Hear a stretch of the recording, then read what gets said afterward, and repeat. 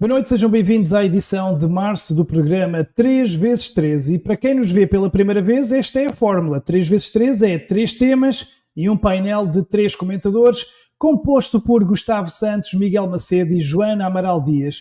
Mas antes de vos desvendar os 3 temas em análise no programa de hoje, deixem-me dar-vos conta do novo canal do YouTube, chama-se mesmo Programa 3x3, onde estarão disponíveis não só também os próprios programas, como todos os excertos, imagens dos bastidores e entrevistas exclusivas com os convidados do painel. Convido-vos então a seguirem o novo canal Programa 3x3, vão encontrá-lo na descrição deste vídeo. Vamos então conhecer os 3 temas de hoje. Começaremos por abordar o Tratado Pandémico da OMS, que vai ser votado no próximo mês de maio, um tratado que pretende dar poderes absolutos à OMS na gestão de futuras pandemias declaradas por eles. Isto passando acima da soberania dos países no que diz respeito à imposição de futuros confinamentos, à vacinação, ao uso obrigatório de máscara, entre outras medidas. Ora, e tendo em conta a quantidade de orientações erradas e prejudiciais que foram tomadas na chamada pandemia Covid, e ainda por cima, juntando a isso a promiscuidade desta instituição com as entidades que lucram astronomicamente durante as pandemias, isto obviamente está a fazer soar os alarmes em todo o mundo, incluindo aqui em Portugal. E no segundo tema falamos no Brasil e como esse país se está a tornar uma ditadura marxista, comunista, comandada por um Supremo Tribunal que está a cometer verdadeiro terrorismo judicial, engolindo a democracia e pisando a Constituição, ao ponto de já perseguirem cidadãos europeus apenas pelas suas opiniões políticas, como sucedeu comigo próprio, no passado dia 25 de fevereiro, em São Paulo. E atenção, se fazem isto aos estrangeiros, imaginem o que é que não estarão a fazer aos brasileiros. E por fim, no terceiro tema, abordamos um caso que está a dar muito que falar, o anúncio do cancro da princesa Kate Middleton, que provocou diferentes opiniões, porque uns lamentam esta triste e dramática notícia, desejando obviamente que a princesa consiga superar a doença, outros relacionam este cancro a tantos outros cancros que dispararam no mundo desde que a humanidade se submeteu à experiência genética injetável em grande escala, e vocês sabem do que é que eu estou a falar, o YouTube é que não gosta muito. E uma terceira teoria que também tem dado que falar relembra que o estranho desaparecimento da princesa já há largos meses e que, portanto, ela se calhar poderá estar alegadamente até já morta e, portanto, muitos dizem que este vídeo pode ter sido fake, gerado por inteligência artificial, e nós vamos aqui tentar conferir isso e analisar minuciosamente esse vídeo. Ora então, isto hoje promete, falta-me então agora dar as boas-vindas aos nossos comentadores. Boa noite, bem-vindos, que bom, que maravilha reencontrarmos-nos aqui neste espaço 3x3 mais um. Eu vou começar por saudar a Joana Amaral Dias, psicóloga, escritora, ex-deputada, comentadora de televisão e agora também atriz. Joana, bem-vinda. Isto hoje promete. Claro que sim. Obrigada e vamos dar fogo à peça. Bora lá, Sérgio. Vamos a isto, vamos a isto. E saúdo também Miguel Macedo, o nosso analista político, youtuber, também forte conhecedor da realidade brasileira, e esse que até será um dos temas do programa de hoje. Miguel, muito, muito bem-vindo. Olá, Sérgio. Eu pensei que tinha que comprar um bilhete para ir ao Brasil visitar-te a um presídio qualquer, afinal não. Um grande abraço para ti. Olá aqui também aos nossos colegas, à Joana e ao Gustavo. Vamos dar fogo nisto, força nisso. Vamos sim, senhor. E finalmente, precisamente, o Gustavo Santos, escritor, palestrante, foi também apresentador de televisão, e o Gustavo que completa então o nosso painel. E Gustavo, concordas comigo? Que bom termos este programa para pelo menos de vez em quando juntarmos esta turminha incrível aqui. Bem-vindo. Obrigado, Sérgio. Que bom estares aqui. Eu ia brincar exatamente como o Miguel brincou, ia perguntar se estavas a fazer isto de uma delegacia qualquer em São Paulo ou se estavas em casa, e pronto, o Miguel estragou uma piada. Joana, que bom estares aqui outra vez. Miguel, que maravilha, maravilha. Vamos lá curtir. Ora, já percebi que vou levar com o meme da Polícia Federal, da delegacia, até ao final da minha vida, mas pronto, faz parte.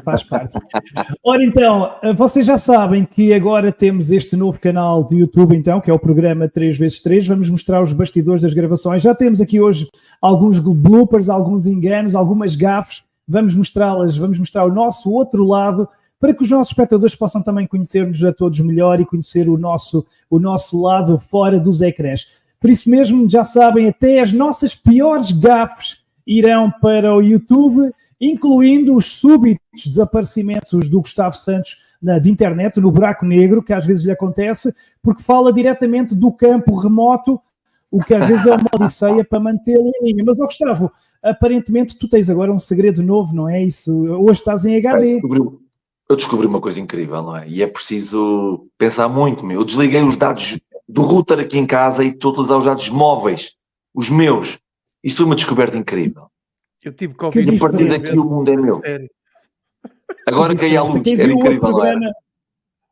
Exatamente. Quem viu outro programa em que estavas todo pixelizado, parecias o Minecraft, e agora estás em HD, que incrível. Bom, maravilha, está tudo então a postos, vamos sem mais demoras a mais uma edição do programa 3x3.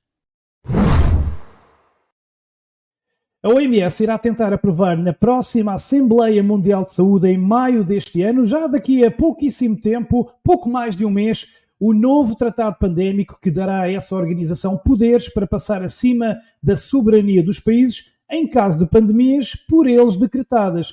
Eles vão poder então impor aos países medidas restritivas como confinamentos, vacinação ou uso obrigatório de máscaras, sem que os governos locais se possam pronunciar, como denunciou recentemente Nigel Farage, conhecido apresentador de televisão e ex-deputado. For many months now, the internet's been full of people talking about the pandemic treaty planned by the World Health Organization. That would absolutely commit us to spending lots of money preparing for the next pandemic and give them the power to order lockdowns, tell us what vaccines we could use.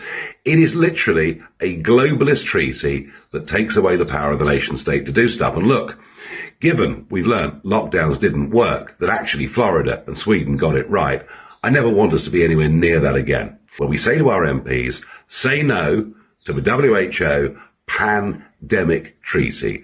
We don't want to sign on any account, and frankly, we shouldn't be paying any money to this appalling organisation.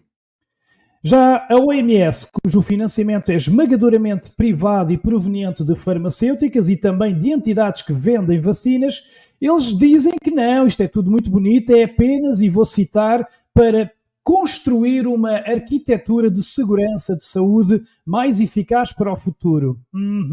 Vamos então ouvi-los a vender a banha da cobra.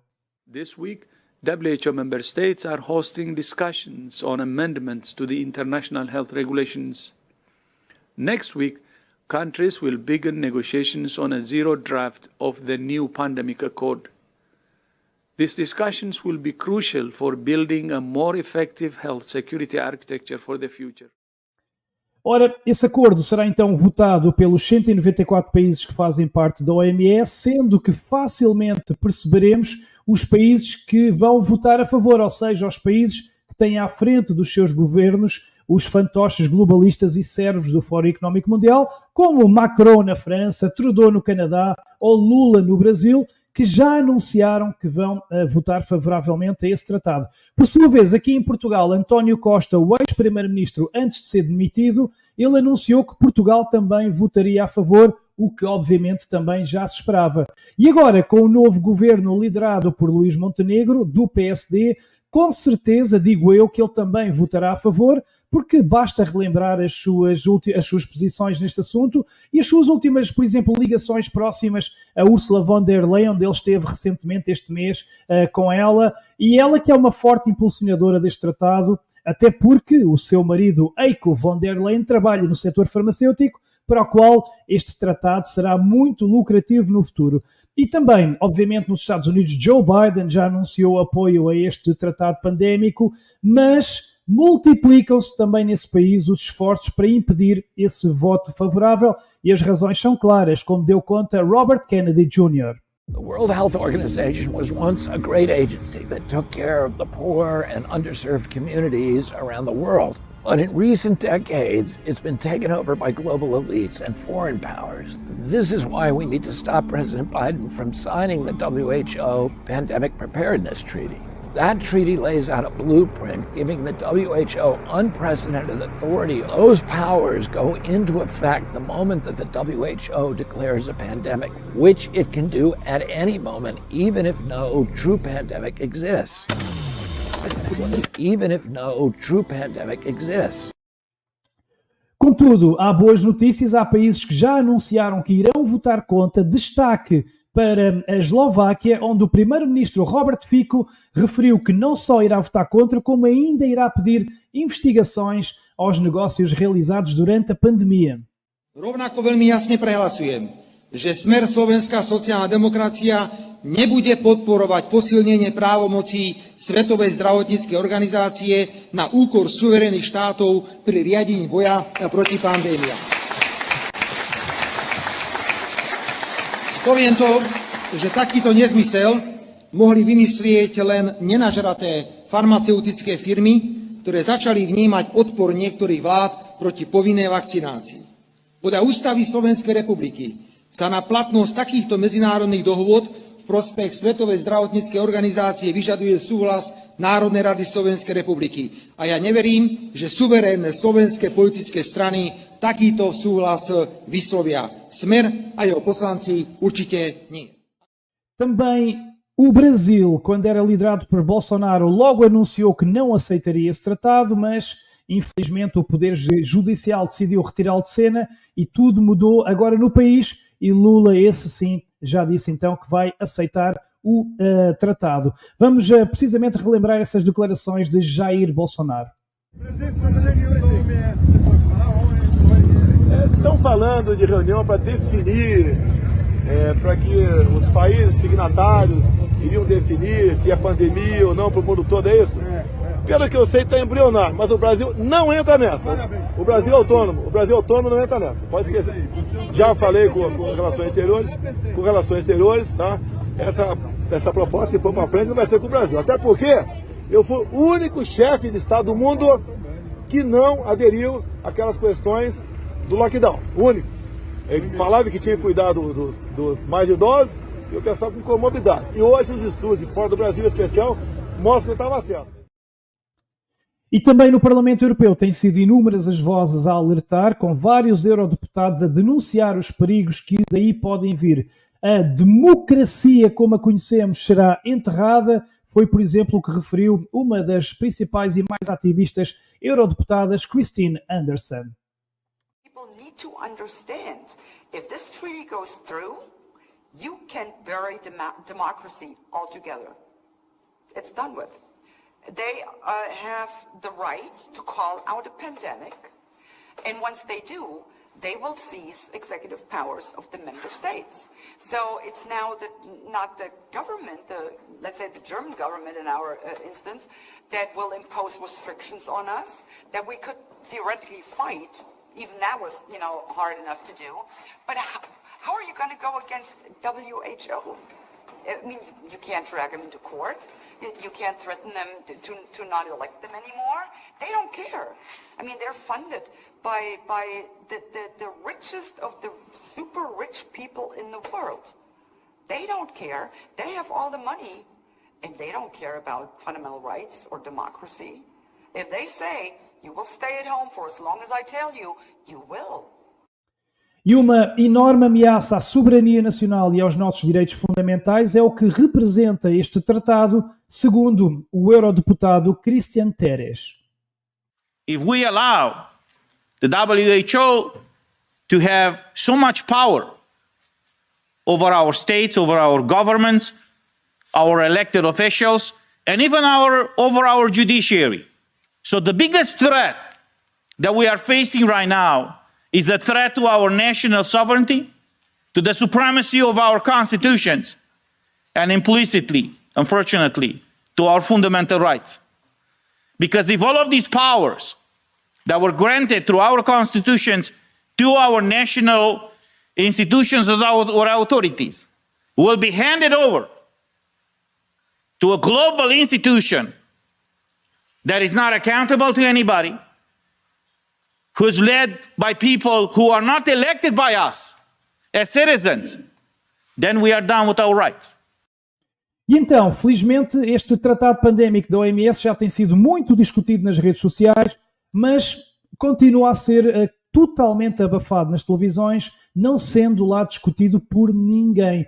Já os cidadãos, esses têm feito o trabalho das televisões, têm feito pela vida e têm alertado exaustivamente para os perigos desse nefasto tratado, tanto nas redes sociais como também nas ruas, como sucedeu este mês em Espanha, Madrid, onde milhares se manifestaram contra esse tratado pandémico e contra a OMS. Estas são imagens completamente escondidas pela imprensa, mas que o canal Sérgio Tavares noticiou em todas as suas redes. E precisamente de Espanha, aqui o canal Sérgio Tavares ouviu uma das figuras mais ativistas, Luís Pardo, que esteve presente nessa manifestação e que explicou então os grandes perigos deste tratado da OMS. Ahora mismo se están discutiendo en Ginebra, en la Organización Mundial de la Salud, dos instrumentos jurídicos internacionales. Uno ya existe, es el Reglamento Sanitario Internacional que se está actualizando. El otro no existe y es el llamado Tratado de Pandemias. Es el tratado de la pérdida de la libertad. De la pérdida de la libertad de información, de la libertad de expresión, de la libertad individual, de la libertad colectiva. ¿Y qué está haciendo la Organización Mundial de la Salud? Está negociando con la Comisión Europea. ¿Y puede hacer esto la Organización Mundial de la Salud? No, porque la Comisión Europea no tiene competencia en salud pública. En cambio, se está haciendo. E em Portugal também já são muitos os cidadãos e figuras públicas que têm alertado, tendo sido inclusive feita uma petição para pedir um referendo, uma discussão nacional sobre esse tratado que tem implicações diretas com a vida dos portugueses. Essa petição foi inclusive levada ao Parlamento, com as peticionárias a explicarem lá in loco aos deputados dos diferentes partidos as razões desse pedido de referendo nacional. E então temos aqui o privilégio de ter no painel 3x3, precisamente por coincidência, uma dessas peticionárias, Joana Amaral Dias, que juntamente com Marta Gameiro participaram nessa audiência no Parlamento. E então é precisamente por aí que eu gostaria de começar o debate aqui no painel. Joana, antes de te questionar sobre o tratado em si, e muito já foi dito aqui, até pelos eurodeputados, etc., eu queria te perguntar primeiro sobre um anúncio que tu fizeste nas tuas redes sociais o ano passado, de que após a entrega dessa petição, cujas imagens estamos agora precisamente a vê-las, anunciaste nas tuas redes sociais que esse assunto então iria ser tratado em plenário, para ser discutido pelos diferentes partidos lá na Câmara Principal. Agora que estamos então a poucas semanas desse acordo ser votado, essa situação aconteceu, vai acontecer, já não vai acontecer? Em que estado é que está? Se a legislatura anterior não tivesse caído, ou seja, se a Assembleia anterior não tivesse sido dissolvida, estaríamos mais perto. Mas como foi, aguardamos. Não sei se aguardamos atempadamente por essa discussão. Pois.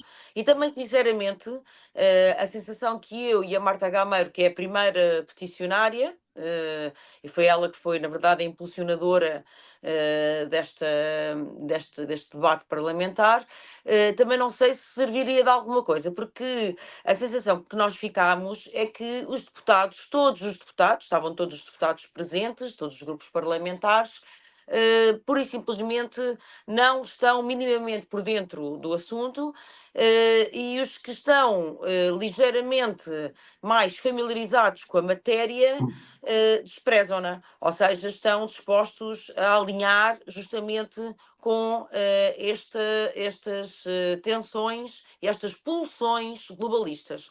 Ou seja, nós somos recebidos, como é, aliás, legítimo e indicado por todos os grupos parlamentares representados na anterior legislatura, e nenhum deles, se mostrou favorável, de facto, à recusa, à rejeição de Portugal deste tratado. Isto é muito grave, Sérgio, porque, como nós já vimos nas imagens anteriores, este tratado retira completamente qualquer poder, qualquer soberania a todos os Estados-nações, ou seja, retira também a Portugal a possibilidade de fazer a gestão das suas crises de saúde pública. Ou seja, a OMS passa a poder decretar unilateralmente de um gabinete qualquer, de um burocrata qualquer, que há uma pandemia a milhares de quilómetros de distância, porventura, por exemplo, aqui em Portugal, e não só a decretar justamente essa crise sanitária, como também a determinar que métodos, que meios é que devem ser utilizados para gerir essa mesma crise. Quando, como é evidente, as crises de saúde pública, já nem vou falar de se o decretar X crise será uma fraudemia ou não. Já vou de barato, dar de barato, já vou dar de barato que até existe essa crise. Só que a gestão de uma crise de saúde pública nunca pode ser descontextualizada. Isso é em si mesmo um contrassenso. Chama-se saúde pública porque essa saúde está profundamente conectada com os aspectos socioculturais de cada povo. E, portanto, a gestão dessa saúde não pode ser feita de uma forma deslaçada, desligada das características idiosincráticas desse mesmo povo e decidida por um qualquer gabinete, como estava a dizer, completamente alienado da realidade. Pior, este tratado da OMS, que não se consegue perceber porque é que vai mexer naquilo que já existia, não é? Não, em nenhum momento é um bocado como o euro digital, etc., não é?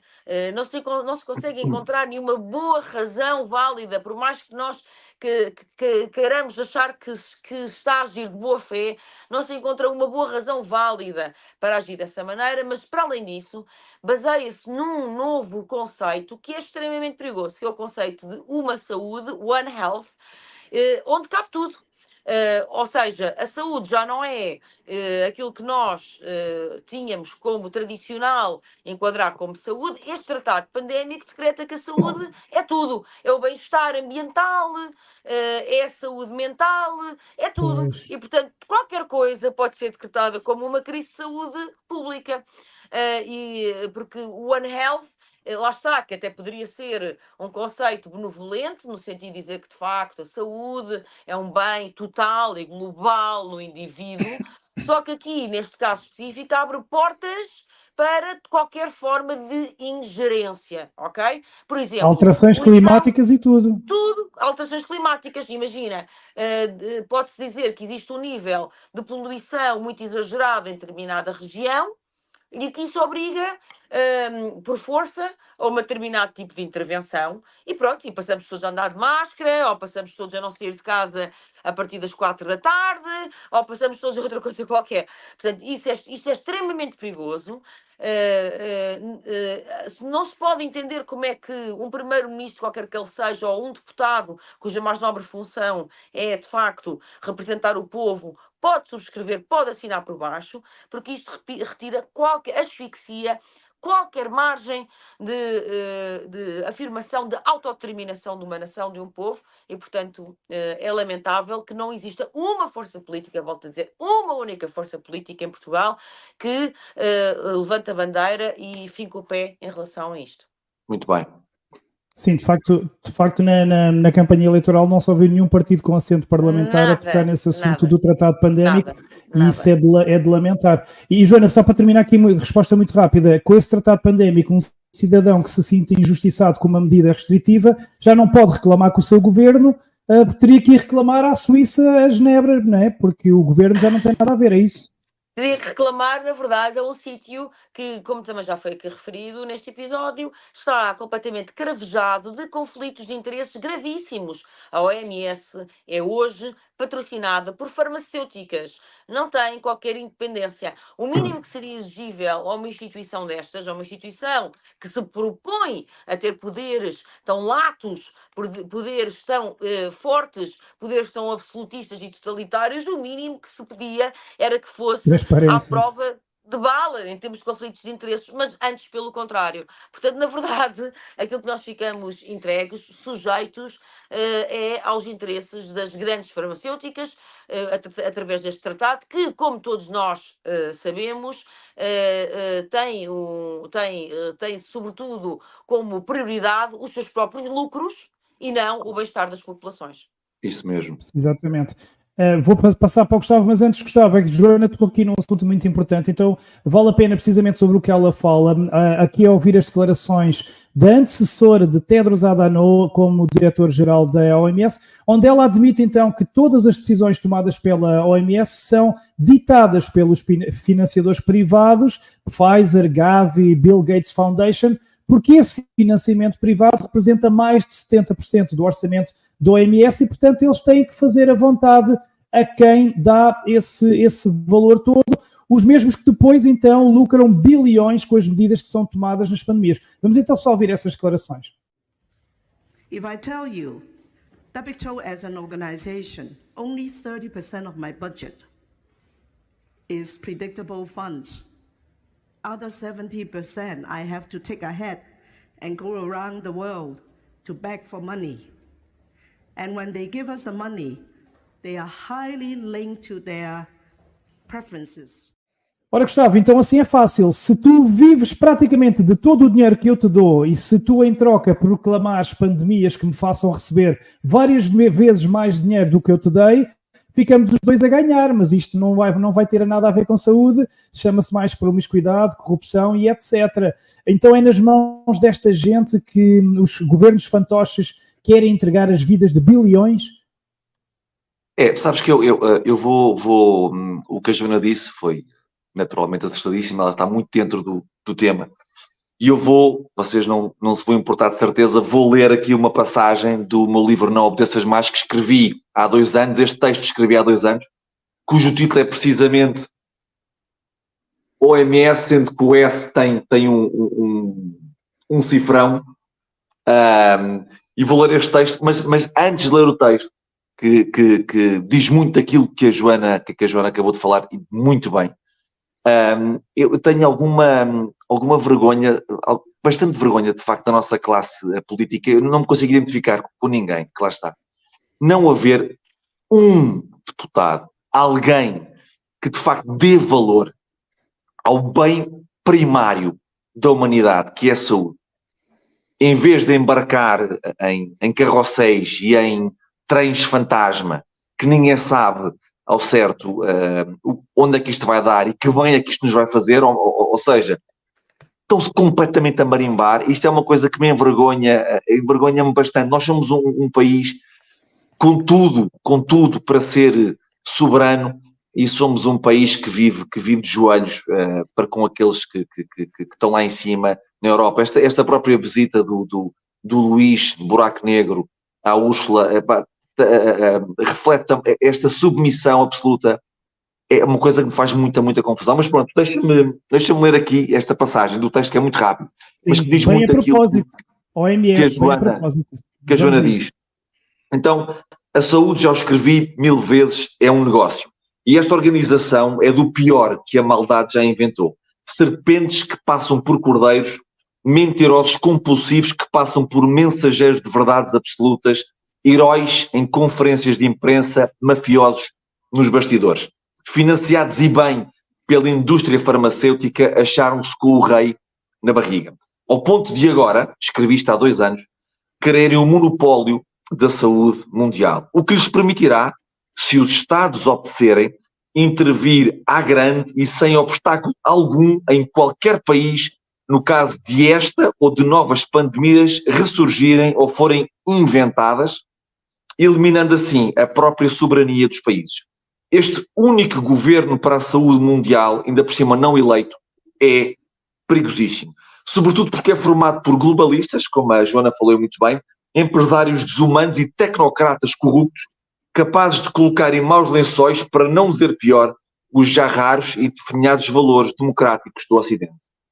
É tão grave que, se assim for, e sob o pretexto desta ou de outra qualquer pandemia, se criem condições para manter as pessoas, sejam quais forem as suas nacionalidades, presas a leis absurdas que tanto obrigam como proíbem, impossibilitando-nos de apelar aos nossos próprios governos, porque eles simplesmente delegaram nos ditos ordinários, mentirosos e sádicos tudo o que envolve a saúde no mundo. Assim sendo, e uma vez mais, e apenas se tal vassalagem suceder, a OMS irá ter a faca e o queijo na mão, usando e abusando da autoridade que lhe foi concedida para literalmente ditar tudo o que diga respeito à própria vida humana, como regras totalitaristas e globais, desprezando não só a individualidade e a dignidade das pessoas, como apontando caminhos estratégicos sobre os medicamentos a usar, as vacinas que devem ser obrigatórias e quando decretar lockdowns e quarentenas. Ou seja, estamos fodidos. Ou melhor, temos é de nos levantar e de uma vez por todas. Eu não permito, nem consigo conceber que semelhantes meus acatem esta merda sem fazer barulho. Quem são estes ordinários para de repente terem o controle sobre o meu corpo? Quem são estes mentirosos para do nada se acharem donos e senhores de uma autoridade acima na minha vida? Quem são estes sádicos para agora me porem de quatro sem perguntar se quero e me violarem a liberdade individual? Convém afirmar, e a uma só voz, que não toleramos mais este abuso de poder. Já chega. Era o que faltava agora, mandarem bitites de Genebra para mim sobre o que posso ou não posso fazer com o meu corpo, com as minhas escolhas e com a minha liberdade. A mim, decidam o que decidirem, terão de me apanhar, terão de me perseguir e amarrar. Esta merda não pode ser como eles querem, isto tem de ser como nós queremos. E está aqui no livro que escrevi há 2 anos, Não Obedeças Mais. Exatamente. É isto que tenho a dizer. Passaram 2 anos e é exatamente isto que tenho a dizer. E está tão atual. Mais do que tempo suficiente para a classe política, se quisesse resolver isto, tinha resolvido, como é óbvio. Isso. Mas os interesses são maiores. O tempo que nos resta neste momento, porque está a fazer tic-tac, o relógio faz tic-tac, e em maio termina a possibilidade de nós podermos rejeitar este acordo, não é? Este tratado, ou seja, o tempo vai-se escoando e nada, obviamente, vai acontecer e nós vamos acabar por ter que acatar isto. É incrível, mas é assim, é isso mesmo que está a passar neste momento. E não é por falta de aviso de malta como nós, não é por falta de aviso. Sim, não. Eles sabem muito bem, eles sabem muito mais do que nós, aliás. Nós temos a consciência tranquila de termos feito tudo ao nosso alcance, cada um à sua maneira. Gustavo, tu, através do teu livro, puseste-o por escrito, essa prova está aí. A Joana foi lá, peticionária, lá no Parlamento, eu aqui, o Miguel também nas redes sociais, portanto, é precisamente, Miguel, para ti que eu quero passar, perante esta falta de transparência, perante as evidências todas que ainda por cima chegaram dos erros que a OMS cometeu nas orientações que deu na chamada pandemia, porque chegaram imensas provas sobre os erros dos confinamentos, a obrigatoriedade da máscara, etc. Para não falar da injeção, e isso então ainda é o mais grave, mas esta rede não deixa falar, há quem chama até esta organização de terrorista, de corrupta, devido a esses interesses privados, a essa falta de transparência, etc. Antes até de pedir o teu comentário, deixa-me aqui recuperar precisamente uns segundos de Milav Kozlakosic, um eurodeputado que precisamente chama com todas as letras a OMS de terroristas. The World Health Organization wants all countries to sign an agreement on handing over the authority to declare a pandemic, procure vaccine and drugs. It should be declared a terroristic organization. Today, World Health Organization is more dangerous organization for humanity than World Economic Forum.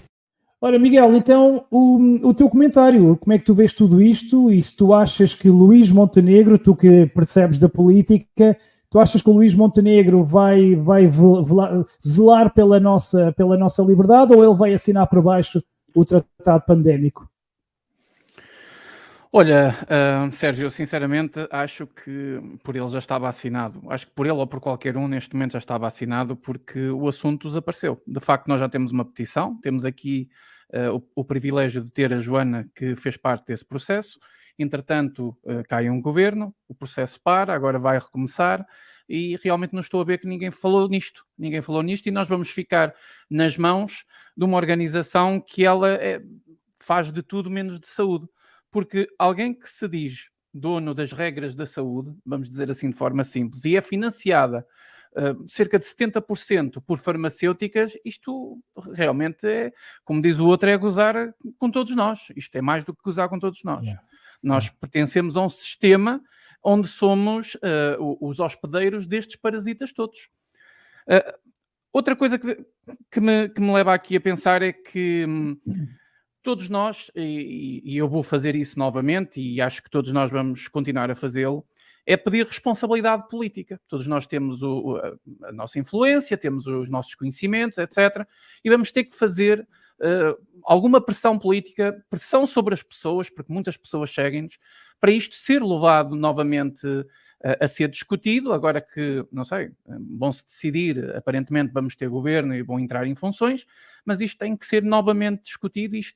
Nós temos que fazer de tudo para que alguém sensível a esta questão tenha a coragem de pegar nisto, porque eu acredito que muitas vezes é mesmo a falta de coragem, porque sabem que o certo era pegar nisto e anular isto e fazer um dedo grande para a OMS.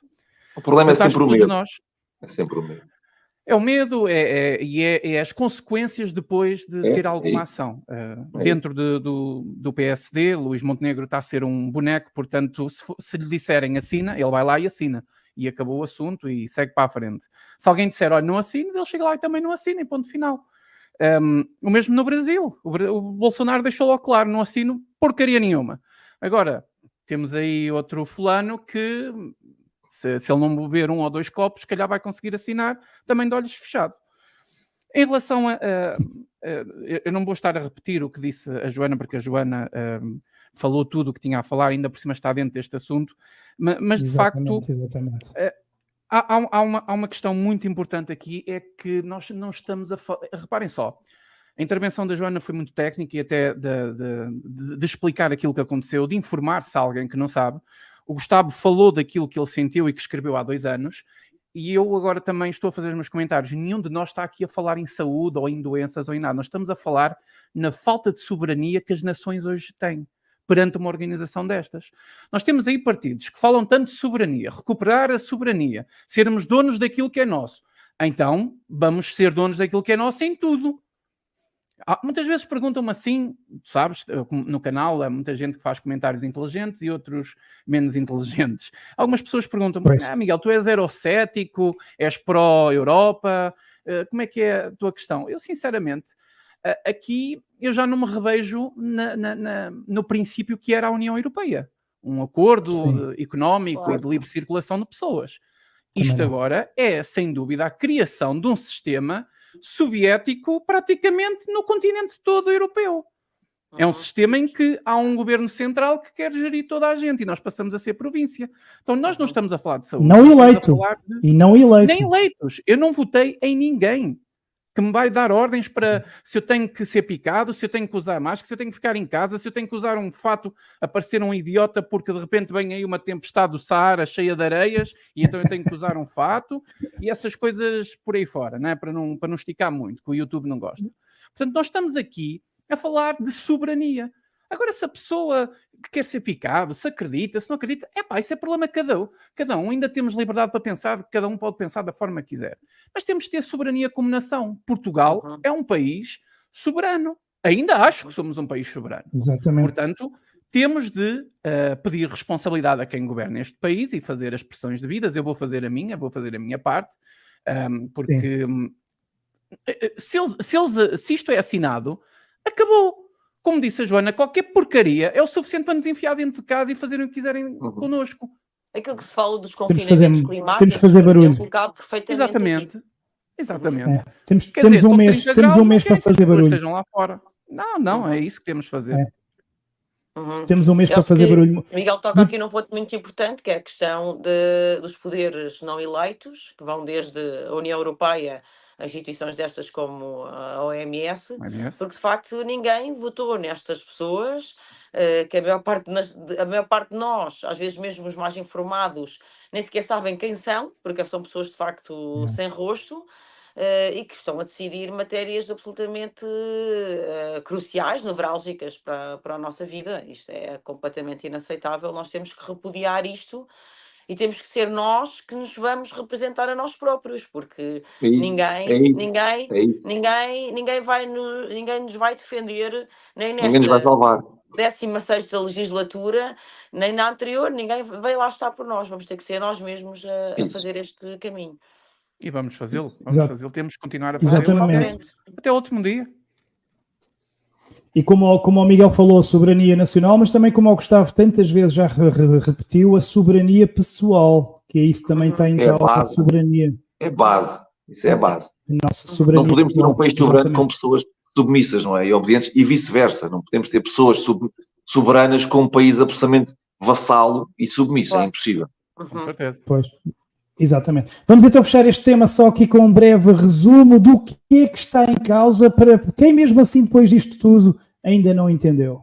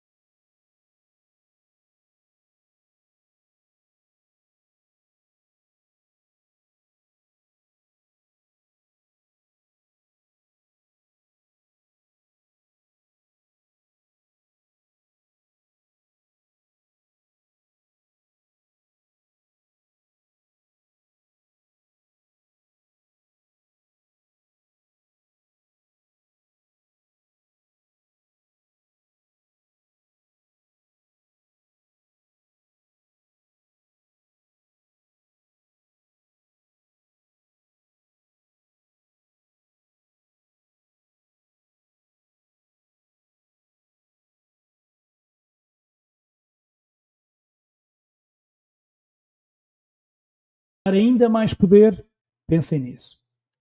Vamos então ao nosso segundo tema. O Brasil vive uma autêntica ditadura do judiciário com perseguição política a todos os que tenham opiniões divergentes do atual regime. Jornalistas, parlamentares, juízes, youtubers, influencers, são todos perseguidos judicialmente, difamados pela imprensa do regime e estão a ver as suas vidas canceladas, com passaportes apreendidos, contas congeladas, redes sociais derrubadas, ameaças físicas, chantagem, rusgas policiais às suas casas e até prisões arbitrárias. Muitos acabam por fugir para outros países, como sucedeu com os jornalistas Alain dos Santos ou Paulo Figueiredo ou Ludmila Grilo. E em Portugal já cá estão vários jornalistas que se anteciparam a essa perseguição e que deixaram tudo para trás em nome da sua liberdade antes que fossem também perseguidos. Deixaram até as suas famílias. Mas o expoente máximo dessa perseguição política está a acontecer a Jair Bolsonaro, o qual, por representar a maior ameaça de sempre a este regime comunista que está em vigor no Brasil, ele foi então afastado de cena pelo Poder Judicial, sendo tornado inelegível, mas sem nenhuma razão plausível, e está a ser atacado de todas as formas possíveis pelo Supremo Tribunal Federal e pelo seu braço armado, a imprensa.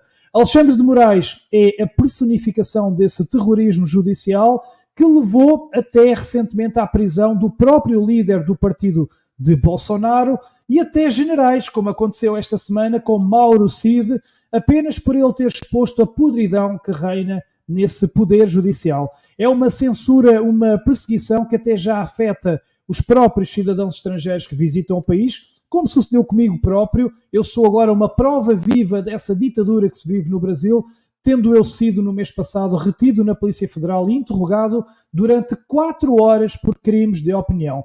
Foi um caso que ganhou um mediatismo nacional, tendo sido notícia em todas as televisões e jornais do Brasil, todas, mas que foi abafado propositadamente em Portugal.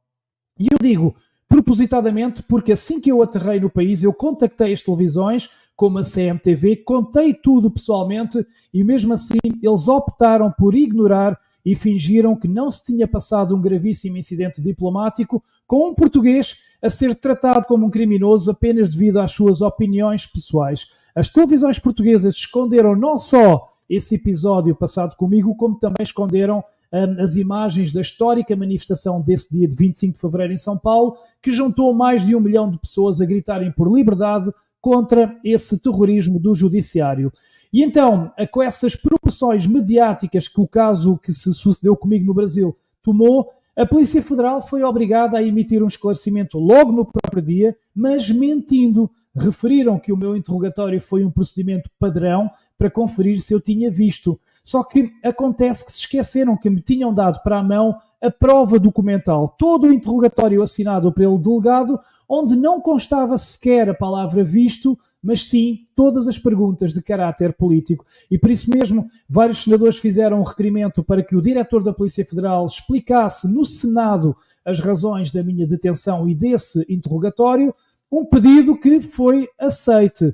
Contudo, como sabemos, o diretor da Polícia Federal fugiu à sua responsabilidade e enviou no seu lugar um delegado que foi autenticamente encostado à parede e acabou por admitir todas as atrocidades que ocorreram com esse episódio. Primeiro, ele admitiu que a Polícia Federal monitoriza as redes sociais de cidadãos estrangeiros que tenham opiniões diferentes às do regime. Vamos precisamente ouvir essas declarações.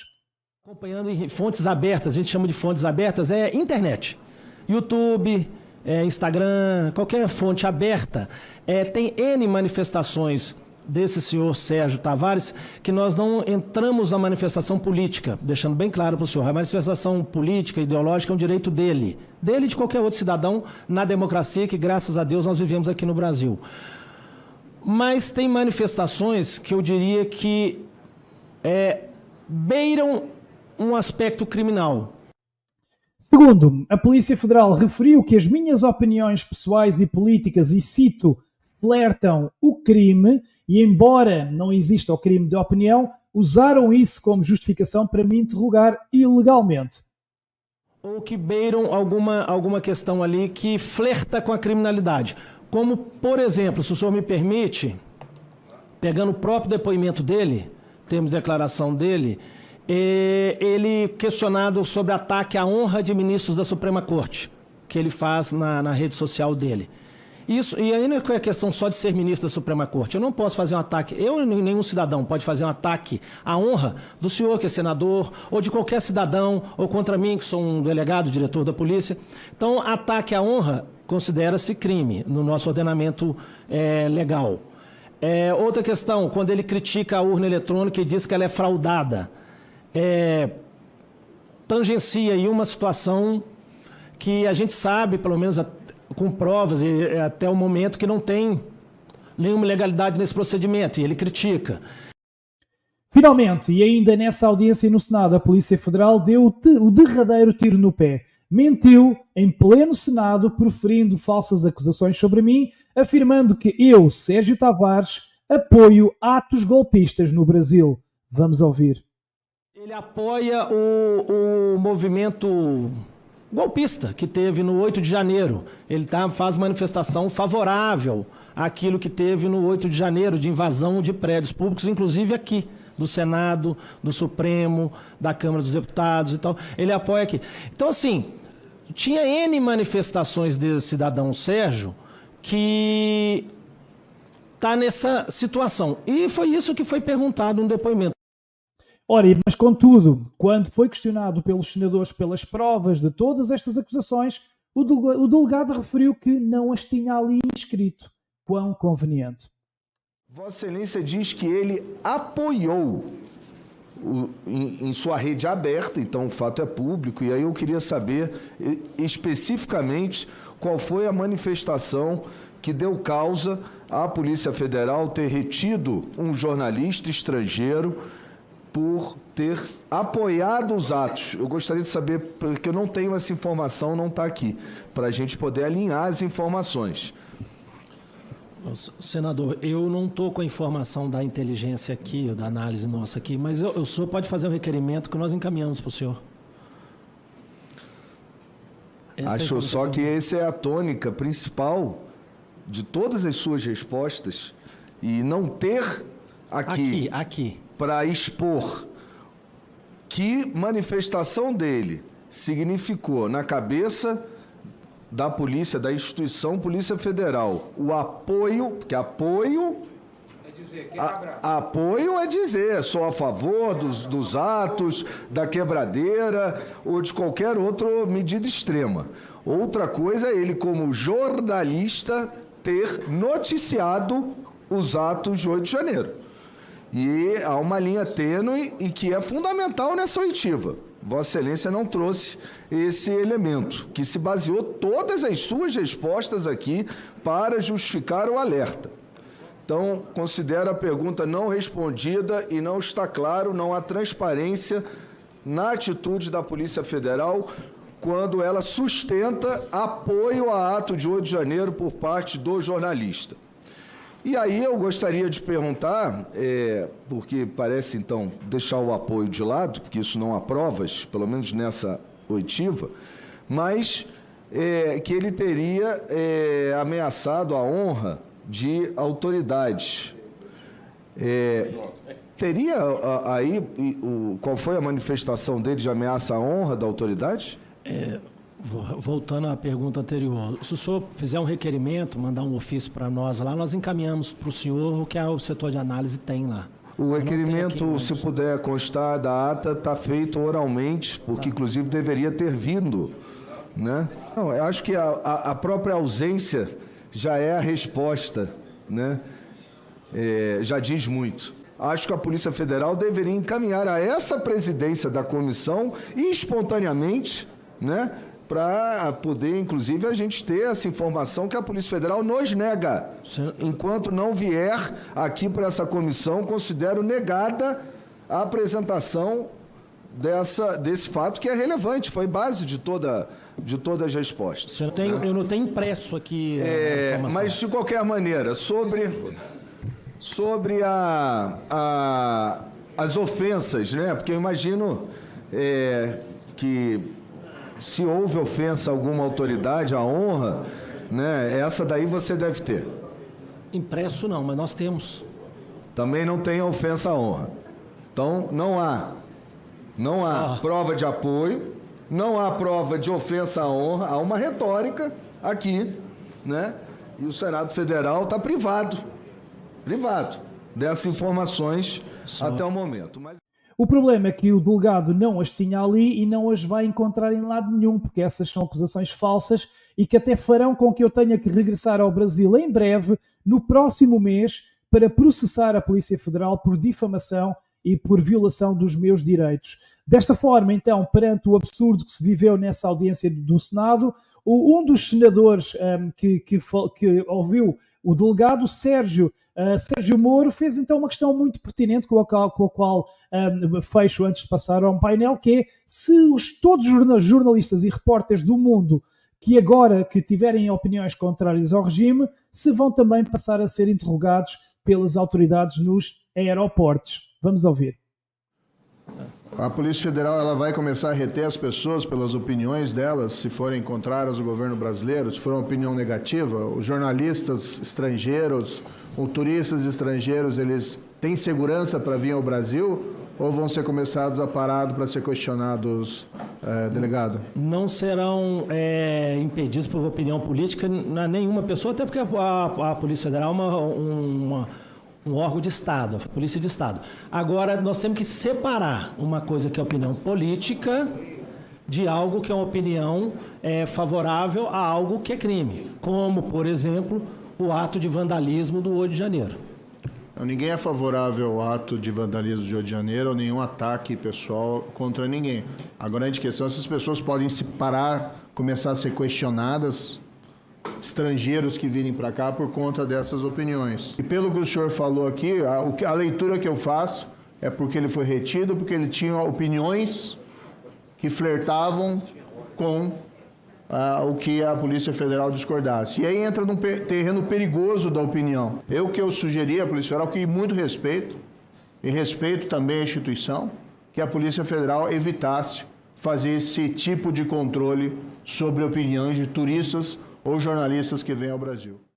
Ora, curioso é que ditadores sanguinários como Maduro, que entraram recentemente no país, entraram sem problema nenhum, não foram chamados à entrevista como eu, e é neste ponto que estamos então no Brasil. Ora, Aqui eu tenho que começar o debate pelo Miguel, por ti, Miguel, porque há aqui um pormenor e nem toda a gente sabe. O Miguel assistiu a tudo naquela manhã de 25 de fevereiro, foste até contactado por brasileiros, tu também ligaste a pessoas influentes para que avisassem também a minha família do que estava a passar e, portanto, vou-te pedir primeiro a tua opinião sobre esses bastidores e depois como é que tu vês então a situação no Brasil, onde até os estrangeiros já são perseguidos por crimes de opinião.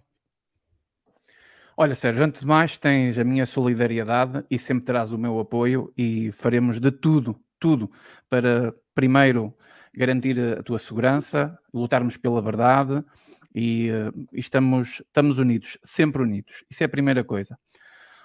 Em relação ao que eu fiz, eu não fiz nada de especial, fiz o que muitos fizeram.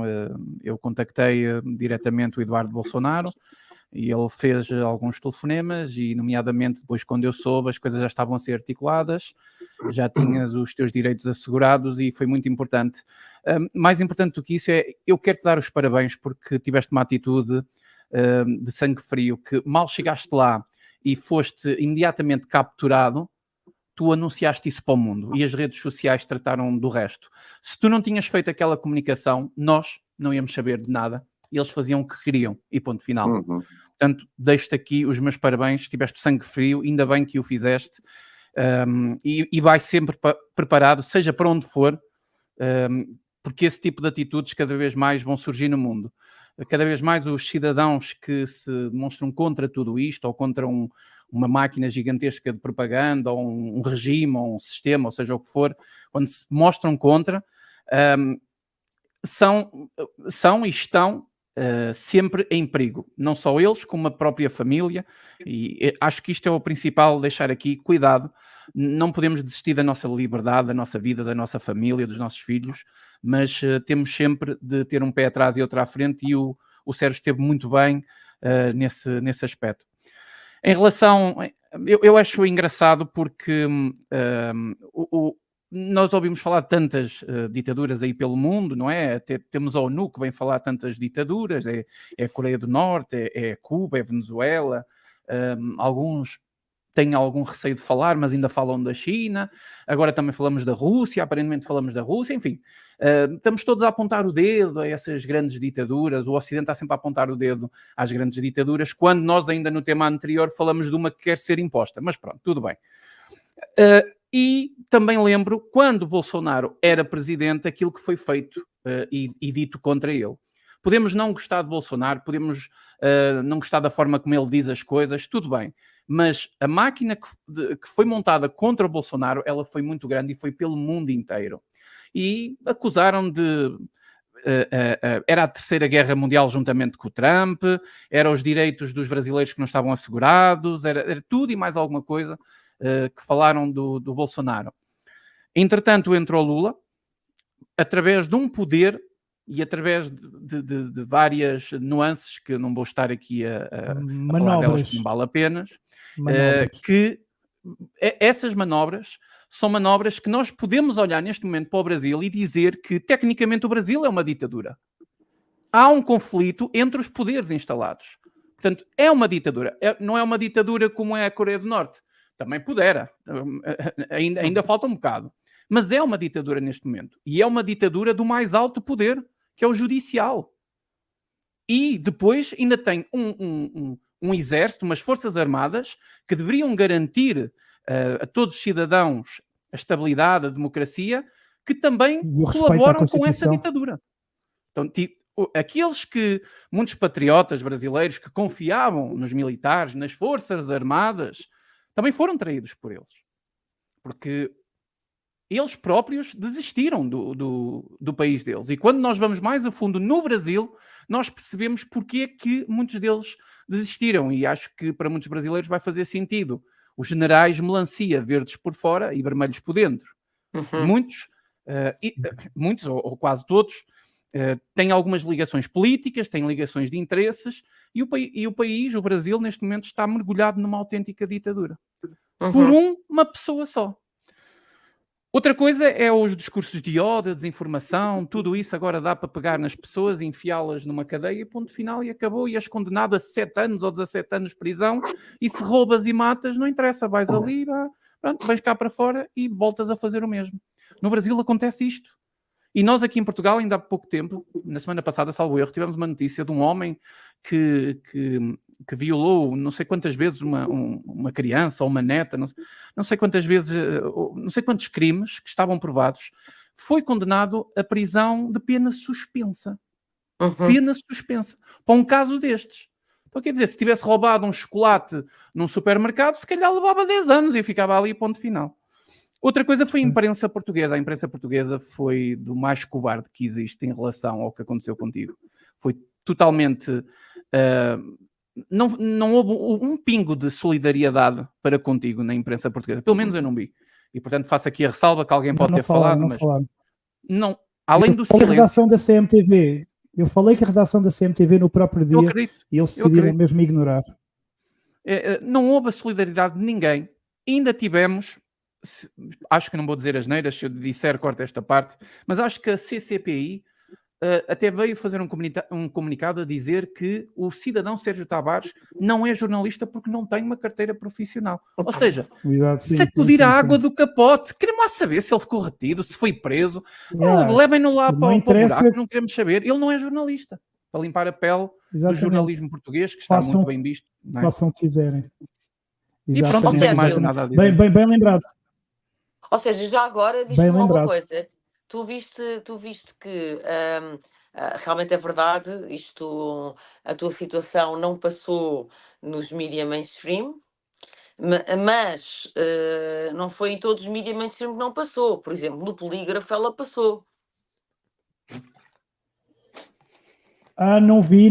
No Polígrafo não sabia que tinha passado no Polígrafo, mas deve ter sido para deitar abaixo, com certeza, porque só fazem por essa razão. Eu um comentário sobre isso, porque o Polígrafo, eu por acaso agora estava aqui à procura, mas não tenho, mas depois tu podes introduzir isso depois na edição, com certeza, do episódio, porque o Polígrafo fez uma espécie de um fact-check à tua detenção. Tu não viste isso? E dizia o quê, Joana? Tu não viste isso, Sérgio? Também não vi. Não. Então vá. Acho que vi. O fact-check era se eu tinha sido detido ou retido. Sim, e estava falso porque eu não tinha sido detido. Isso. Para responder ao Gustavo. Portanto, é como o Miguel estava a dizer, não passou na comunicação social mainstream, mas quando passou, no residual que passou, foi para contradizer e desdizer. Semântica. Descredibilizar. Com semântica. O Polígrafo, inclusivamente, dizia qualquer coisa do género, nuançava dessa forma o detido e o retido, e dizia que isto é um procedimento regular para qualquer cidadão. Ok? Dizia. Gustavo, eu sei que vai abanar a cabeça, mas o fact-check do Polígrafo dizia, não, isto é normal acontecer. Mas, Joana, os fact-checkers foram inventados porque descobriu-se que a classe jornalística mentia. Então tiveram que inventar uma classe que apanhasse os mentirosos jornalistas. Acontece que os fact-checkers são ainda mais mentirosos que os outros, mas é-lhes atribuído mais crédito. É vergonhoso, isto é tudo, é uma tragédia. Isto é uma tragédia. Mas eu achei curioso, porque assim, andam a pedir solidariedade com os jornalistas, não é? Que andam em greves e etc. E alguns motivos que eles aduzem até são legítimos, não é? São explorados, são trabalhadores explorados, etc. Mas muitos dos motivos, eles próprios são responsáveis por eles, não é? Quando abdicaram do seu papel de watchdogs do sistema, etc. Mas eles andam para aí a pedir solidariedade. Eu costumo brincar a dizer que se todas as greves deste país, de outras classes trabalhadoras, tivesse a mesma relevância que a greve dos jornalistas deu em casa própria, não é? Não havia patronato abusador, não havia trabalhadores explorados, não é? Pronto, em Portugal. É muito curioso. Mas quando aparece uma pessoa, que a mim não me interessa, sinceramente, se tem carteira de jornalista ou não, está a fazer um serviço público. Está a fazer... De verdade. Exatamente. Está à procura dos factos, etc. Aí já têm tempo e já têm espaço para fazer um fact-checking para desmentir. Eu realmente acho isto tão sinal dos nossos tempos. É bater no fundo. Não é? Isto do polígrafo, tão sinal dos nossos tempos e tão sintomático e tão perigoso que realmente, pronto, olha, Sérgio, ainda bem que estás aqui para lutar e estou com o Miguel, não é? Eu faço minhas as palavras do Miguel, seguimos juntos e unidos e realmente gostava que as pessoas percebessem que hoje é ao Sérgio, amanhã é a mim, a ti, à tua mãe, ao teu filho, Claro, ao teu qualquer irmão, a qualquer um. Olha, Sérgio, Exatamente. para passares a palavra ao Gustavo e não querer abusar, vamos mandar o Alexandre Moraes fazer o L. Fica para a próxima, agora não. Tá? Sim, exatamente. Não, mas eu tenho uma teoria porque é que a imprensa abafou completamente, porque é assim, eu apareci mesmo em todas as televisões do Brasil, não houve uma que não passasse, aquilo foi mesmo escandaloso, eles são muito sensacionalistas, e mesmo os jornalistas da velha imprensa, houve pessoas mesmo lá a defenderem-me, a dizerem-me, atenção, nós não concordamos, não é justo, tal. Na imprensa portuguesa, eu creio que foi de propósito, que é para não dar canal ao Sérgio. O Sérgio já anda a mostrar aos agricultores que nós não mostramos, o Sérgio já anda no fórum de Davos, portanto não vamos dar canal, porque senão as pessoas vão ter curiosidade de ir ao YouTube dele, de ir ao Instagram dele, ele já disparou porque eu passei para quase 500 mil de seguidores, portanto eles quiseram mesmo, olha, vamos silêncio, caladinhos, senão os portugueses também vão segui-lo. Exatamente, senão os portugueses também vão segui-lo porque ele já está com mais seguidores do que os artistas, do que o Diogo Pissarra, do que qualquer um, portanto, olha, caladinhos, foi a minha opinião, foi o que eu pensei. Mas olha, deixem-me lembrar, eu também no Senado, o delegado, uma das acusações que me foram feitas foi de que eu entrevistei à distância, virtualmente, uma pessoa que é procurada pela Justiça Brasileira, que é um exilado, que é o jornalista Alan dos Santos. Vou-vos aqui mostrar essas imagens. Ele gravou um vídeo, tem na rede social dele, com uma pessoa que tem mandado de... Quem é essa pessoa? Se não me falha aqui, cidadão Alan dos Santos. Em Portugal? Não, parece que estava em outro país, Estados Unidos, se não me engano. Ou seja, até uma entrevista feita em modo virtual da Europa para a América já é um crime para este regime brasileiro. Ora, Gustavo, tu como amante da liberdade, como é que tu vês o que se está a passar no Brasil e como é que tu assististe a tudo o que se passou aqui com este cidadão português que foi detido por crime de opinião e depois eles assumiram? Bom, para mim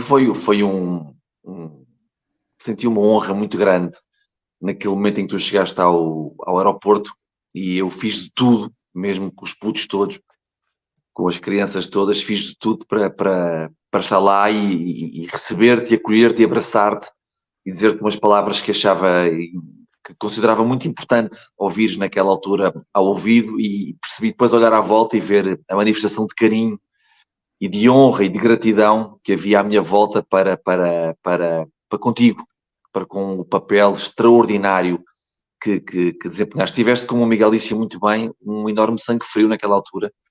Sabes que eu acredito em algo maior e acredito que Deus escreve mesmo direito por linhas tortas. E tudo isto para ter a visibilidade mundial, tudo isto tinha que acontecer. E tudo isto tinha que acontecer a ti. Portanto, eu diria que a Polícia Federal foi um canal divino, digamos assim, para que tudo o que se passa no Brasil atingisse uma audiência muito maior do que aquela que tu alguma vez imaginaste. Aquilo que tu viveste e aquilo que eles fizeram contigo, os erros que cometeram depois ao mentirem, chegou a uma audiência de milhões e milhões de pessoas. O que se passa no Brasil chegou a uma audiência gigantesca porque tu foste detido, não retido, foste detido pela Polícia Federal por eventuais crimes de opinião. Tudo isto estava certo e ainda bem. Percebo que possas ter apanhado um susto aqui ou acolá, normal, mas tudo isto tinha que acontecer para chegar a um maior número de pessoas. E hoje sim há uma moldura humana que sabe, muito maior do que ela tu podias esperar, que sabe o que se passa nesse país e o que querem fazer, não só com os brasileiros, mas com a humanidade em geral. Porque a Polícia Federal também anda no Instagram, Eu tenho N publicações minhas que estão constantemente, eu estou constantemente a ser notificado de que há várias pessoas a fazerem denúncias sobre publicações minhas. A Polícia Federal está nos nossos amigos, pá, porque nós temos uma opinião diferente deles e eles julgam-nos também e querem nos afastar e deixam as nossas amizades, esquecem as histórias todas que nós já vivemos e de repente nós já não servimos. Portanto, a Polícia Federal está em todo lado. Hoje, em todo lado, há crimes de opinião, porventura com penas distintas, mas há crimes de opinião. Tu hoje, se não seguires exatamente as ideologias, as regras, as condutas, o politicamente correto, se tu não seguires isto, és um criminoso. És um criminoso. És postulado, és julgado, és detido, és questionado, és cobrado, és rotulado, és tão rotulado. Se tu não seguires o caminho que querem que tu faças, és tão rotulado. E depois vem a mesma comunicação social, Miguel, tu e a Joana falaram, que é feita por, como é que eu digo isto? É feita, eu não posso dizer isto, não dá, não posso ser desta maneira, mas é tão fraquinha, é feita por gente tão fraca, é medíocre. É tão medíocre, é tão distante daquilo que é mais importante no mundo. Nada é mais importante do que a verdade. Nada é mais importante do que a verdade no mundo.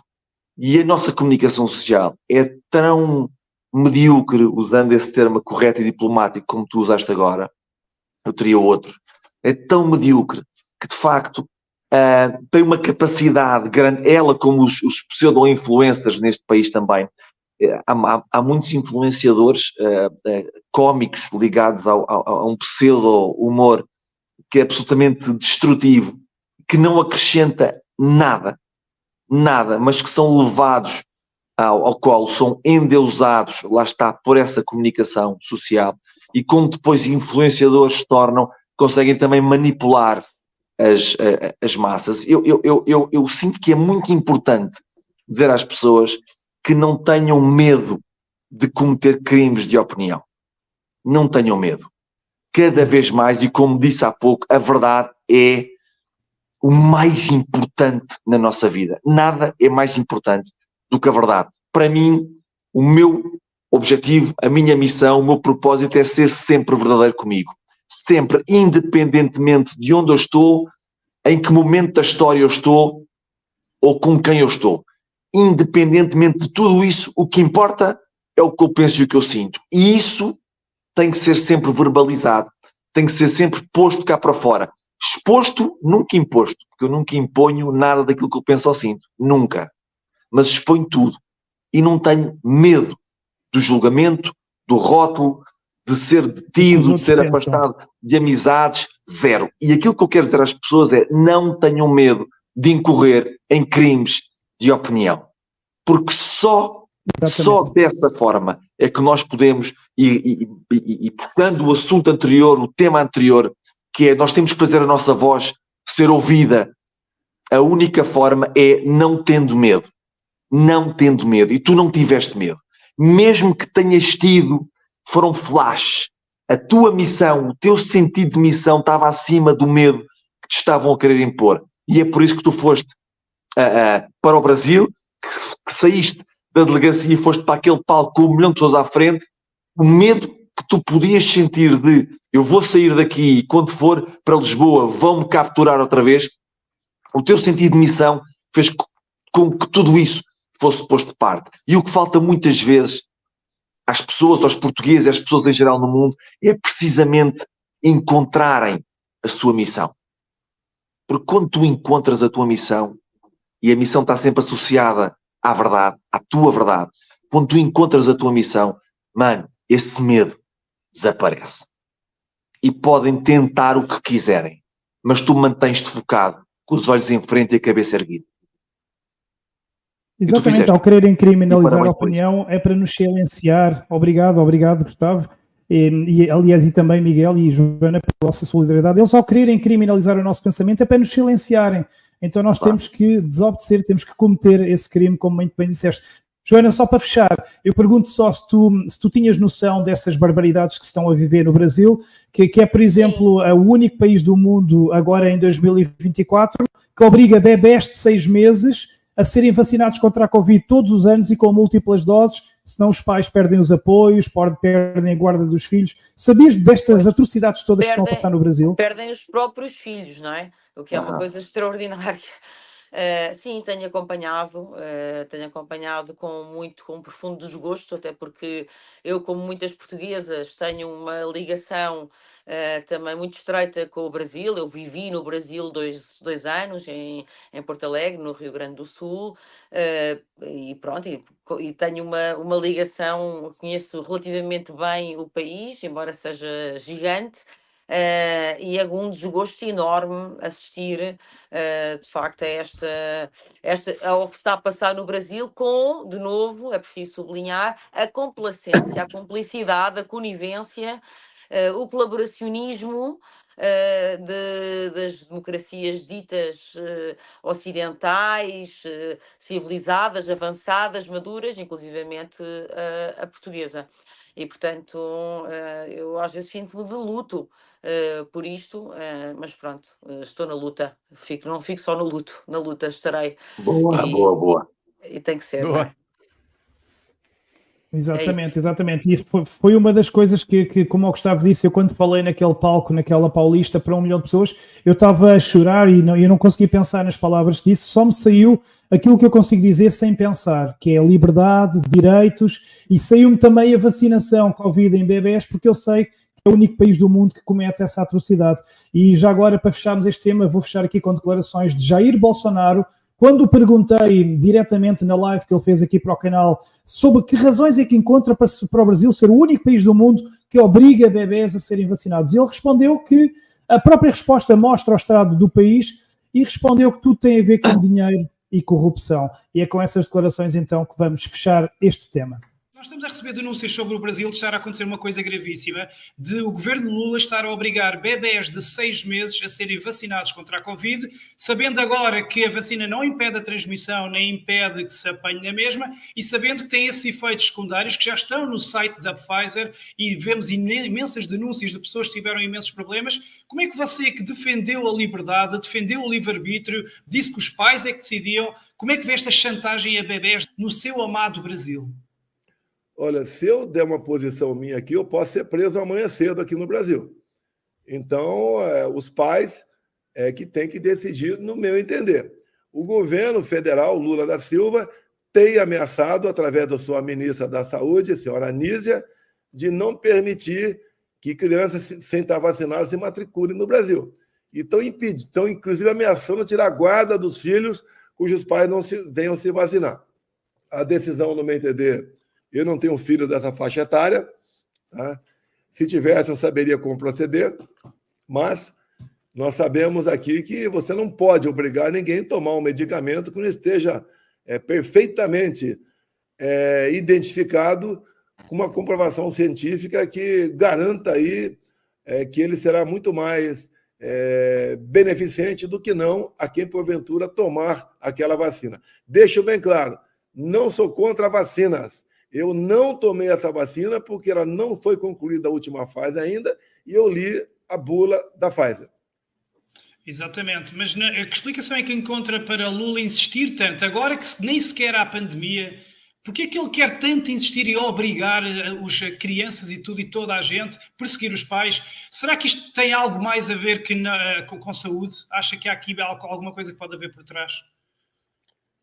Eu não tenho a menor dúvida que tem. Pois. O interesse, não vou te falar. É o interesse que o Lula sempre teve em qualquer questão no Brasil. O interesse é o mesmo que ele sempre teve, que levou à prisão no passado. E agora, no terceiro tema, abordamos esse caso que está a dar muito que falar, o anúncio do cancro da princesa de Gales, Kate Middleton, e então perguntamos se será real essa dramática situação, se terá sido real o vídeo a anunciar essa dramática condição. é que muita gente pôs isso em causa e então é sobre isso que vamos aqui rapidamente discutir neste último e mais breve tema. Vamos então só aqui ver uns segundos desse anúncio da Princesa de Gales. I wanted to take this opportunity to say thank you personally for all the wonderful messages of support and for your understanding whilst I've been recovering from surgery. It has been an incredibly tough couple of months for our entire family, but I've had a fantastic medical team who have taken great care of me, for which I'm so grateful. In January, I underwent major abdominal surgery in London, and at the time, it was thought that my condition was non-cancerous. The surgery was successful.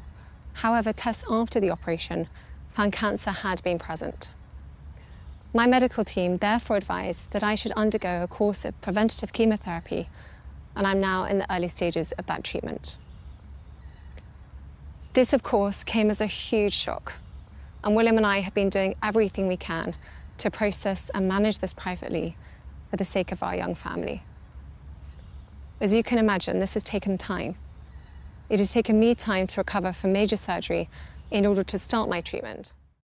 Ora então, perante este vídeo houve diferentes opiniões. Primeiro, aqueles que dizem que sim, ok, é um vídeo verídico, ela está realmente com a doença e o vídeo então é real e que desejam que a princesa supere positivamente a doença, como todos nós, obviamente, o desejamos, caso então seja verdade. Seja como for, há teorias que sobre este caso de Kate Middleton o vídeo então pode ter sido falso, porque de facto, o vídeo sobre esse anúncio de Kate Middleton recebeu essas acusações de ser gerado por inteligência artificial. E o que é certo é que nós vamos aqui ver alguns segundos desse vídeo. Há outros pormenores, como as riscas da camisa a refletirem estranhamente no banco de jardim, ou as próprias riscas do banco não serem do mesmo tamanho, mas, sinceramente, e já vão perceber porquê, para mim a única coisa estranha é o facto dela aparecer sozinha no vídeo e não ter ao lado o príncipe William. Isso sim, para mim é o mais estranho. O resto, vamos conseguir aqui, creio que, desmistificar. Esta é a imagem que ficou viral e que mostra então, vamos aqui uns segundos, em que a mão dela desaparece o anel. Desaparece ali momentaneamente o anel durante um segundo. E houve muitas pessoas que levaram esse vídeo a sites que fazem a avaliação se é de inteligência artificial ou não. Este vídeo recebeu uma avaliação de 98,14% de possibilidades de não ser real. Mas então nós vamos aqui esmiuçar aqui rapidamente isso e vejam então a imagem. Esta é então a primeira imagem do anel que desaparece misteriosamente durante cerca de um segundo e depois reaparece. Esta imagem circulou por todas as redes sociais e foi então o que levou à especulação. Mas atenção, esta imagem foi extremamente copiada, está com uma baixíssima resolução e não serve de prova. Não há nada como ver então o vídeo original que está disponível no Instagram de Kate Middleton e podemos então conferir que, independentemente do vídeo até esteticamente parecer fake, no que diz respeito ao anel, ele é verídico. O anel aparece o tempo todo e não desaparece. Embora haja outras coisas estranhas, não se vê vento lá atrás, não se vê uma flor a mexer, vê-se o cabelo dela a mexer, isso vê-se. Mas no que diz respeito ao anel, podemos verificar, e vamos aqui mostrar-vos então as imagens, que o anel não desaparece. Pode ficar até ligeiramente ofuscado pela reflexão do sol, mas isso só acontece principalmente nas versões de pouca qualidade. Vamos então ver essa situação. Ora, então, aqui novamente, a versão que ficou viral na internet, o anel a desaparecer, a chamada versão adulterada, lá está, com pouca resolução. E agora então vejam aqui no vídeo original, vamos até ouvir, vai aparecer sempre o anel e durante essa pequeníssima fração de segundo vai estar refletido pelo sol, mas não desaparece. Vemos agora novamente, lentamente, só para que não fiquem dúvidas.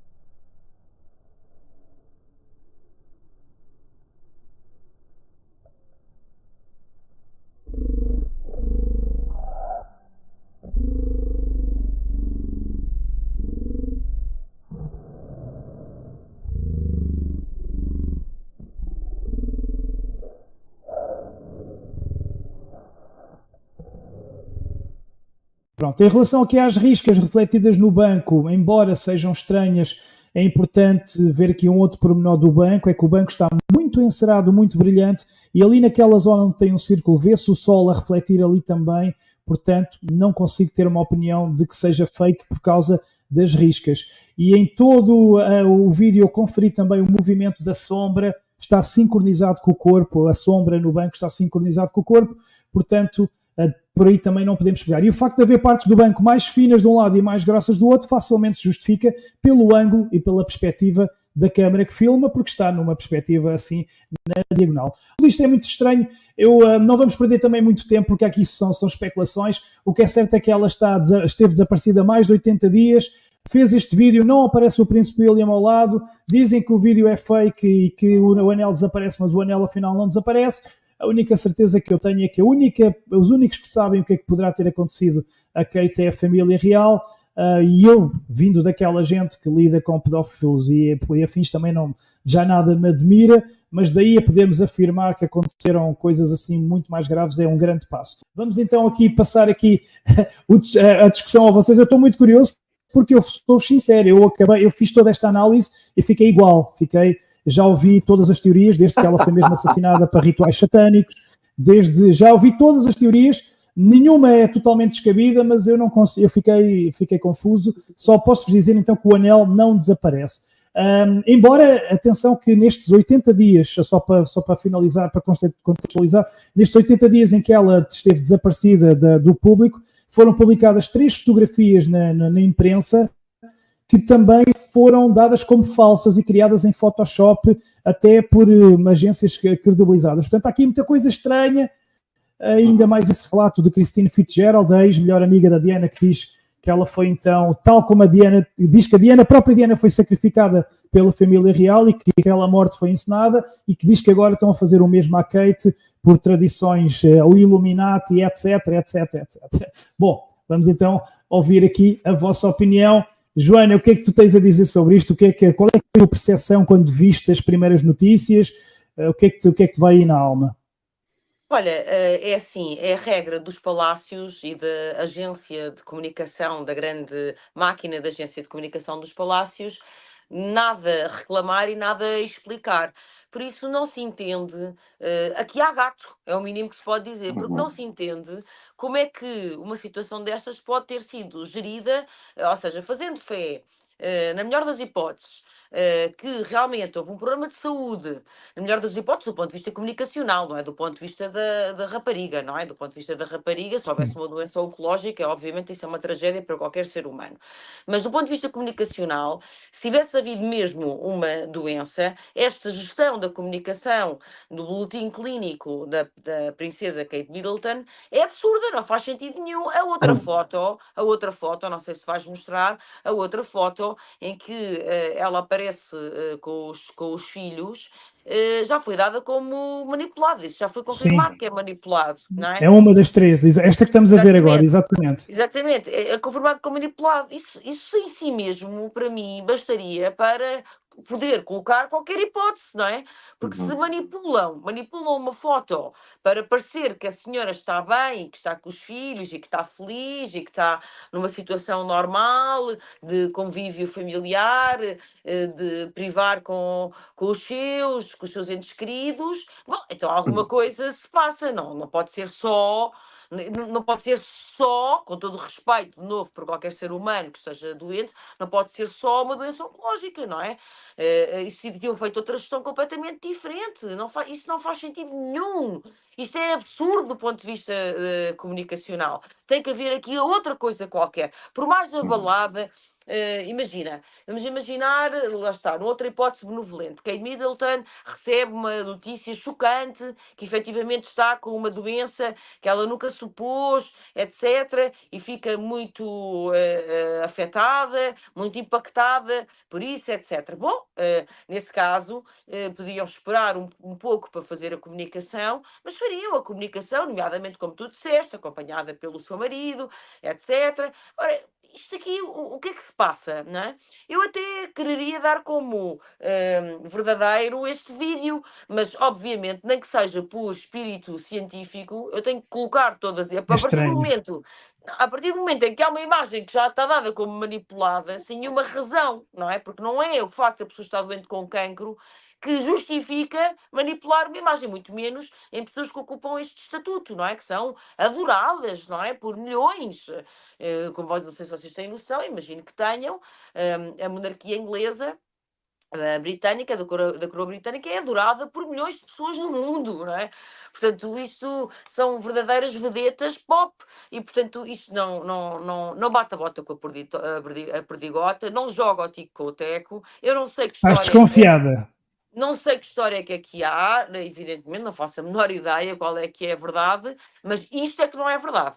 Isto é que não é verdade. O facto que ela apenas tem uma doença, uma patologia cancerígena, etc. Isso é que não é verdade, porque nunca em nenhuma situação se faria uma gestão dessas a partir desse facto.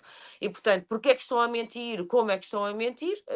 Não sei se vamos algum dia saber, porque nós já entendemos que muitas mentiras têm passado ao longo da história contemporânea, e não só incólumes, mas é evidentemente que há aqui uma enorme mentira, patranha, uma burla, existe certamente. Sim, eu pelo menos a parte de não ter o marido ao lado não consigo engolir, e também me faz confusão como é que aquele site que analisou o vídeo diz que 98% é falso. Aquilo parece-me também muito perfeito demais. Agora, o que é certo é que as imperfeições que apontaram não bateram certo, mas não se via vento lá atrás, é tudo assim muito, muito esquisito.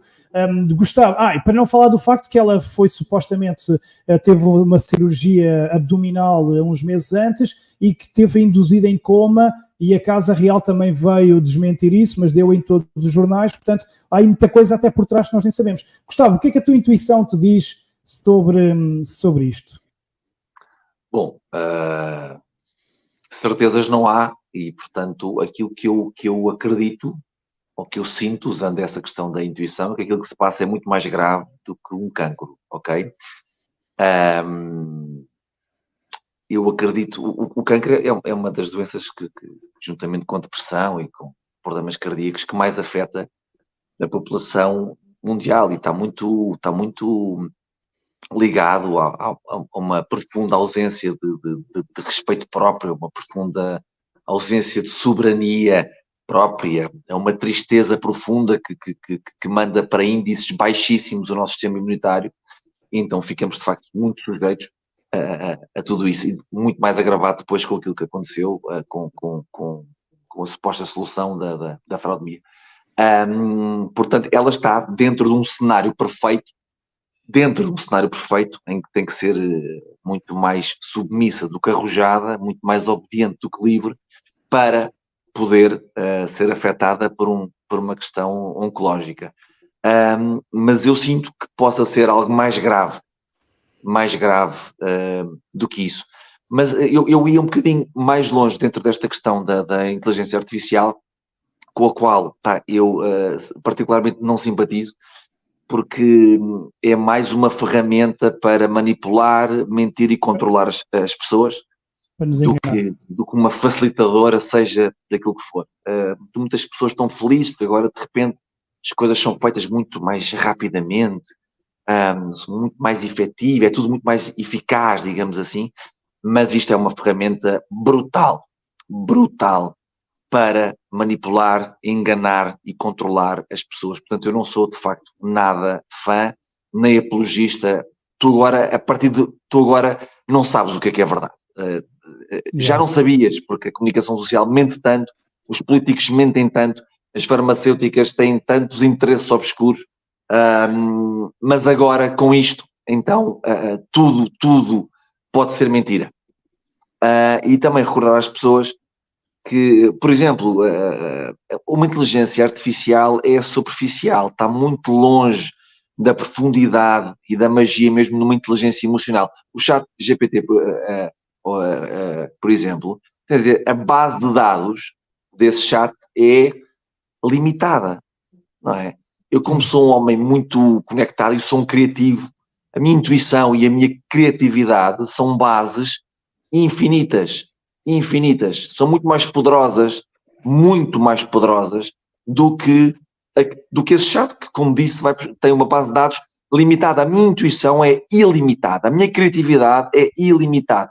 É importante as pessoas saberem que o grande poder, a grande magia, o grande deslumbre desta vida está dentro delas, não está nestas ferramentas de merda que inventam para enganar as pessoas e manipular as pessoas e conduzir as pessoas para um determinado sítio que interessa ao sistema, mas que é extremamente prejudicial para nós. Pronto, eu tinha que dizer isto sobre esta questão da inteligência artificial, porque dá-me umas comichões acentuadas ver tanta gente contente com isto, sem perceber o que é, na verdade, isto. E este vídeo, de facto, pode ter sido feito dessa forma, mas sobre a pessoa em causa, que eu acho que até trazia uma certa luz às sombras dessa família. Aquilo que eu sinto é que, de facto, pode ser muito mais grave do que um cancro. Pois, pode ser ali qualquer coisa de muito, muito trágico. Ora, Miguel, sei que também não é um assunto que estejas muito dentro, a tua especialidade é mais a política, mas que opinião é que tu tens? É que há fortes possibilidades de ser inteligência artificial, embora não seja com aquela questão do anel, porque esses sites demonstram isso e há ali outros pormenores, coisas que não batem certo, mas depois há essas questões profundas. Há quem diga que aquela família real mexe com rituais satânicos, com coisas assim ocultas, Illuminati. O príncipe Charles, sabemos as ligações aos pedófilos mais conhecidos. A Diana também, se calhar, teve ali uma morte esquisita. Há muita coisa que a gente não sabe. Que a tua opinião para fecharmos aqui este tema, porque vamos todos ficar na mesma. Claro. E estamos aqui no campo da especulação, ou no mínimo, para ser mais agradável, da nossa opinião, e todos nós temos direito à nossa opinião. Mas daquilo tudo que nós temos visto sobre aquilo que apresentaste e aqui as opiniões que foram ditas, eu até vou pegar numa frase que a Joana disse, porque aqui há gato, de facto aqui há gato. Não é normal o que está a acontecer. Tudo que tem saído na mídia cor-de-rosa, e não só cor-de-rosa, das notícias da princesa Kate, desta forma surge um vídeo onde ela diz que está tudo bem, tudo perfeito e magnífico. Parecia um vídeo onde, de facto, há muita coisa mal explicada e explicada ao mesmo tempo. E isso, de facto, pode ter sido um problema da criação da inteligência artificial, que cria cenários e etc. Queria deixar aqui uma anotação para quem, por exemplo, está mais dentro do YouTube. O próprio YouTube agora tem uma norma para os criadores de conteúdo identificarem aquilo que é ou não uma criação de inteligência artificial. Sim, são obrigados a dizer, exatamente. Se eu fizer agora aqui um Sérgio artificial, tenho que avisar, exatamente. Tens que avisar. E se por acaso, por algum motivo, tu mentires num vídeo e depois for analisado e verificar que a tua resposta foi falsa, levas um chamado strike, que é uma advertência, e podes até ficar sem canal. Exatamente por causa isto já não é mais real, nem a realidade está-se a misturar com aquilo que é virtual. E o Elon Musk, que muitos podem gostar e outros não, já tinha alertado sobre este facto da inteligência artificial.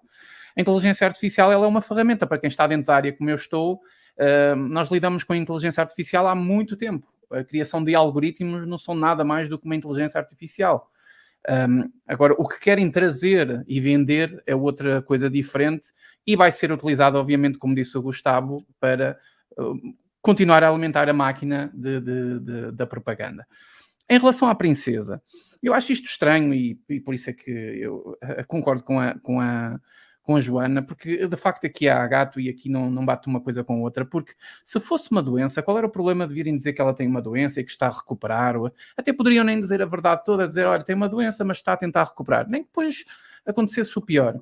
Aqui não é isso que acontece. Nós temos uma princesa que desapareceu completamente e depois apareceu num vídeo que é muito estranho e, ainda por cima, já há uma confirmação que foram lançadas fotografias manipuladas. Quer dizer, isto fica tudo...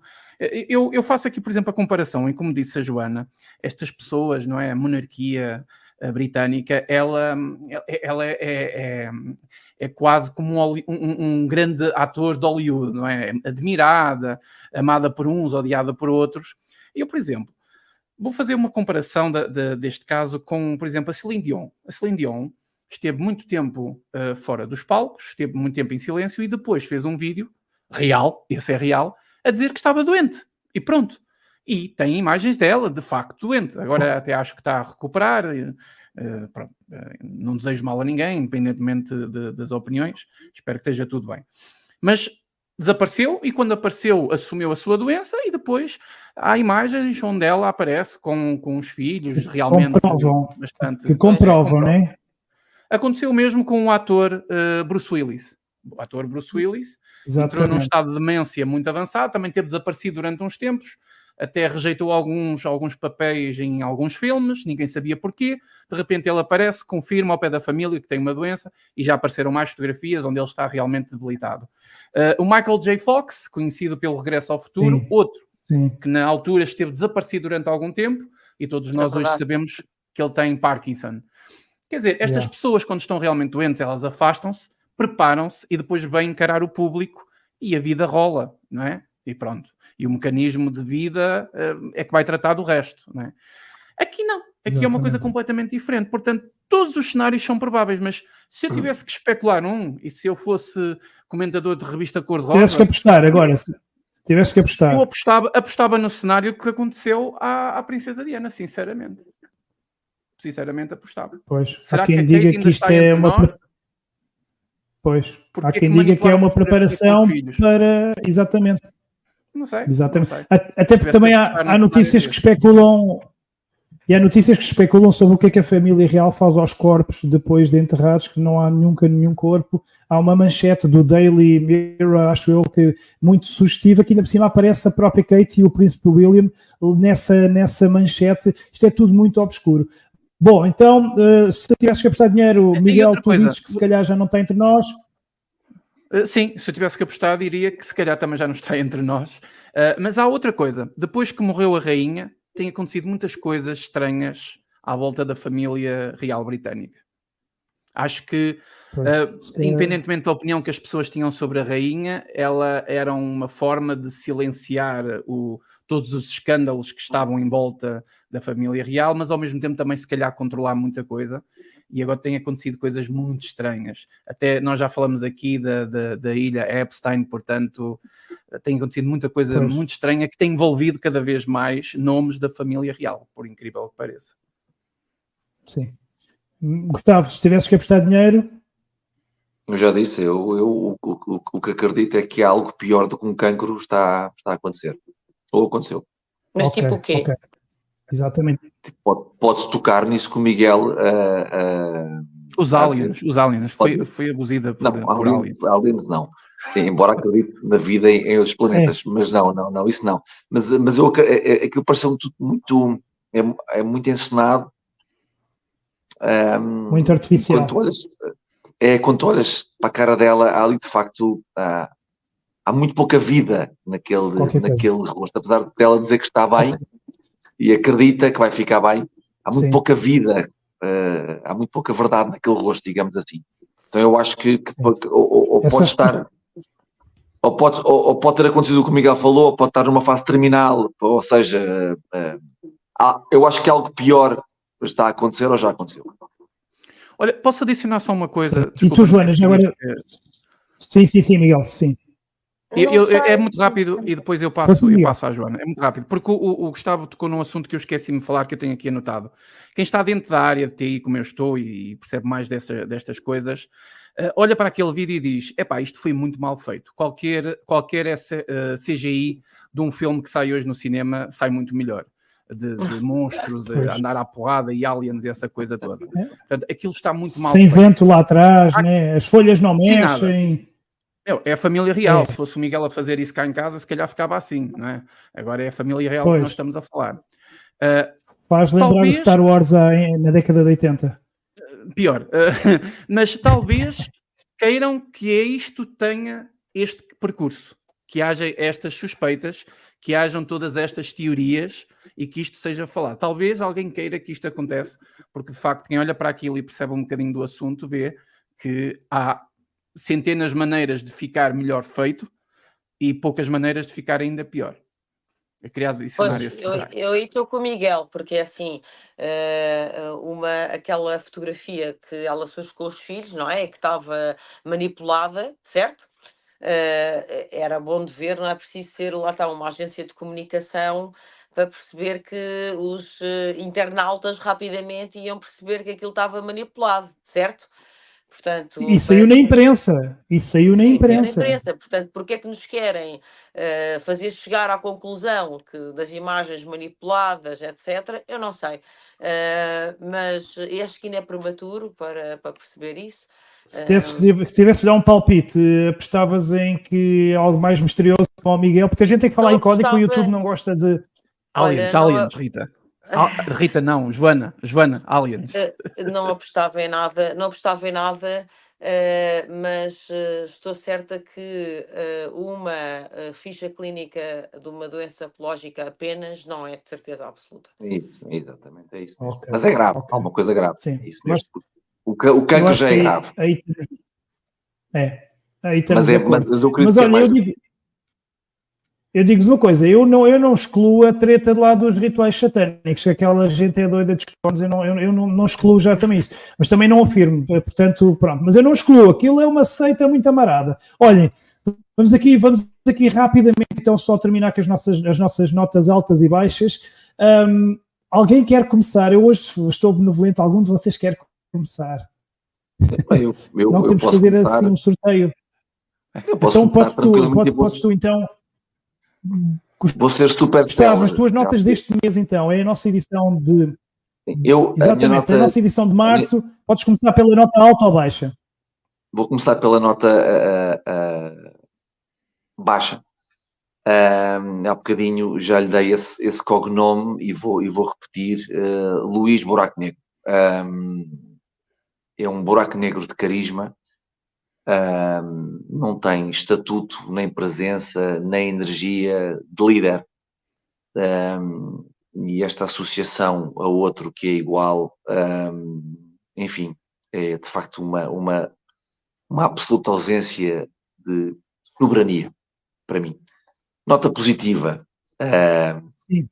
Deixa Gustavo, só contextualizar para quem não nos vê, porque também temos muitos seguidores no Brasil.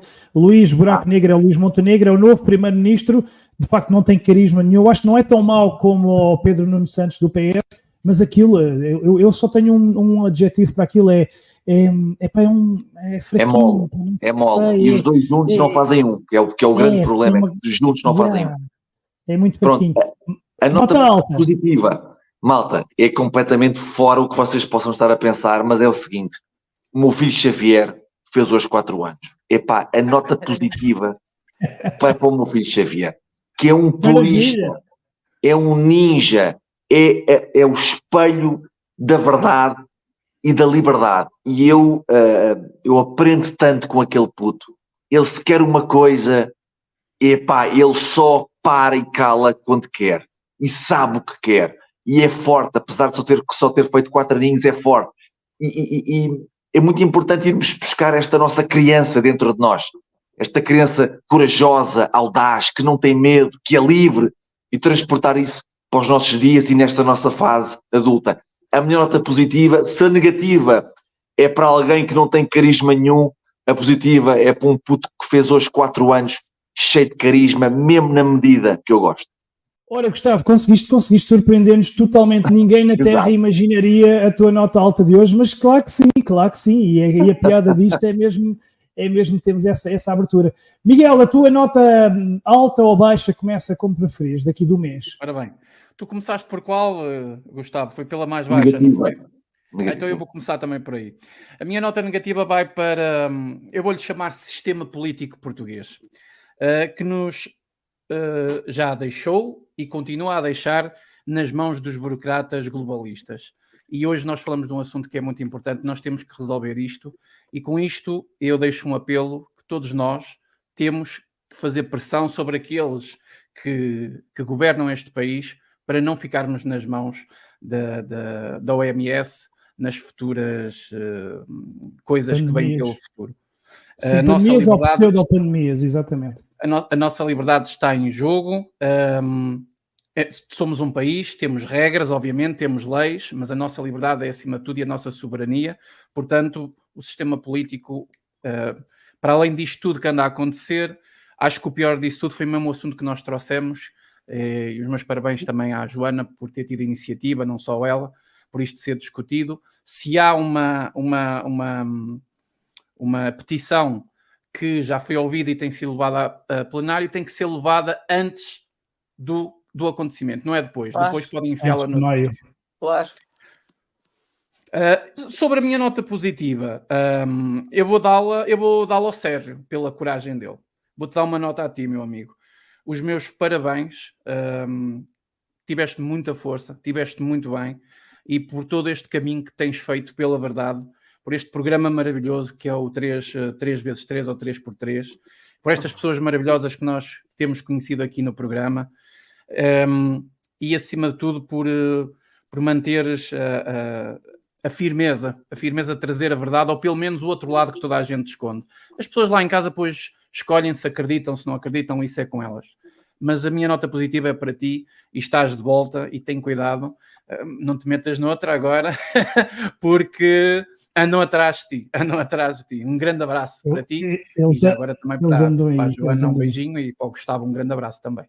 Abraço, mano. Olha, eu junto-me já... Muito obrigado, Miguel. Joana, és tu. Eu queria me associar ao Miguel na minha nota alta. É muito fixe que aquilo que te aconteceu, Sérgio, porque tem esta enorme vantagem de teres ganhado lastro, não é? E projeção, e nós precisamos disso, as nossas causas precisam disso. Portanto, eu associo-me ao Miguel também por essa razão. E a nota baixa